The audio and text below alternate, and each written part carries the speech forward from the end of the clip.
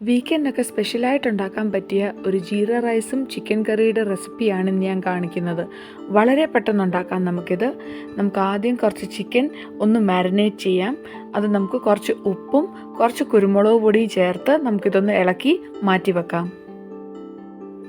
അടുത്തതായി നമുക്ക് കുറച്ച് ഉള്ളി ഒന്ന് കട്ട് ചെയ്ത് വെക്കാം. ശേഷം കുറച്ച് പച്ചമുളക് നമുക്ക് നടുക്കൊന്ന് സ്ലിറ്റ് ചെയ്ത് വെക്കാം. അടുത്തതായി നമുക്ക് നമ്മുടെ പ്രഷർ കുക്കറിലേക്ക് കുറച്ച് എണ്ണ ഒഴിക്കാം. എണ്ണയൊന്ന് ചൂടായി വരുമ്പോൾ നമുക്ക് ഉള്ളി ചേർത്ത് നമുക്ക് വഴറ്റാം. ശേഷം അതിൽ നമുക്ക് പച്ചമുളകും കുറച്ച് കാഷ്യൂനട്ടും ചേർത്ത് നമുക്ക് നല്ലോണക്ക് ഇളക്കാം. അടുത്തതായി ഈ ഉള്ളിയുടെ മിക്സ് ഒന്ന് തണുത്തതിന് ശേഷം ഒരു മിക്സിയുടെ ജാറിലേക്ക് ചേർത്ത് നമുക്ക് ഫൈൻ പേസ്റ്റ് ആക്കി എടുക്കാം. അടുത്തതായി അതേ കുക്കറിൽ നമുക്ക് കുറച്ച് എണ്ണ ചേർക്കാം. എണ്ണ ചേർത്തതിന് ശേഷം ഹോൾ സ്പൈസസ് ഇടാം. ഹോൾ സ്പൈസസ് ഒന്ന് ഇളക്കിയതിന് ശേഷം നമുക്ക് നമ്മുടെ ഓണിയൻ്റെ പേസ്റ്റ് ചേർക്കാം. അതിനുശേഷം നമ്മൾ മാരിനേറ്റ് ചെയ്ത് വെച്ചേക്കുന്ന നമ്മുടെ ചിക്കൻ അതിൽ ചേർത്ത് നമുക്ക് ഇളക്കാം.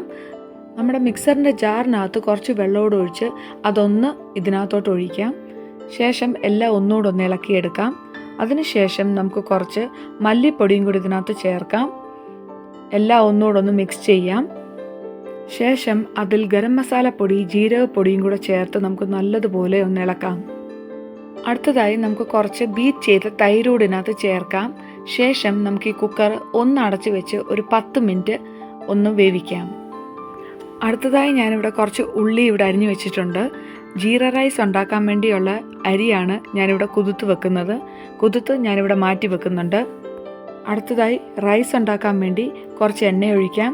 ശേഷം അതിൽ കുറച്ച് ഉള്ളി നമുക്ക് ഗോൾഡൻ ബ്രൗൺ ആവുന്നിടം വരെ ഒന്ന് വറുത്ത് മാറ്റി വെക്കാം. ശേഷം അതേ എണ്ണയിലേക്ക് നമുക്ക് കുറച്ച് ഹോൾ സ്പൈസസ് ചേർക്കാം.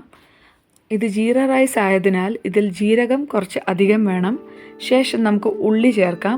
ഉള്ളി ചേർത്തതിന് ശേഷം കുറച്ച് കുരുമുളക് പൊടിയും കൂടെ ചേർത്ത് നമുക്കൊന്ന് ഇളക്കിയെടുക്കാം. അതിനുശേഷം നമുക്ക് നമ്മുടെ ഇഞ്ചി വെളുത്തുള്ളി പേസ്റ്റ് ചേർക്കാം. ശേഷം അതിൽ നമുക്ക് അരിയൂടെ ചേർത്ത് നമുക്ക് നല്ലതുപോലെ ഇളക്കാം. അടുത്തതായി അരിക്ക് ആവശ്യത്തിനുള്ള വെള്ളവും കൂടെ ചേർത്ത് നമുക്ക് കുക്കർ അടച്ചു വെച്ച് ഒന്ന് വേവിച്ചെടുക്കാം. നമ്മുടെ കറി ഇവിടെ റെഡി ആയിട്ടുണ്ട്. ഇതൊന്ന് തുറന്ന് ഞാനൊന്ന് ഇളക്കി നോക്കുകയാണ്.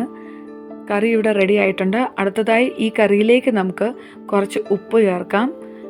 അതിനുശേഷം നമുക്ക് കുറച്ച് കസൂരി മേത്തി ചേർക്കാം. ശേഷം അതിൽ കുറച്ച് മല്ലിയിലയും ചേർത്ത് നമുക്ക് ഗാർണിഷ് ചെയ്യാം. അടുത്തതായി നമുക്ക് 2 പച്ചമുളക് ചേർക്കാം. ശേഷം തിക്കാവാൻ വേണ്ടി നമുക്ക് ഫ്രഷ് ക്രീം കൂടെ ചേർക്കാം. അപ്പോൾ ടേസ്റ്റി ആയിട്ടുള്ള ജീര റൈസും ചിക്കൻ കറി റെഡി ആയിട്ടുണ്ട്.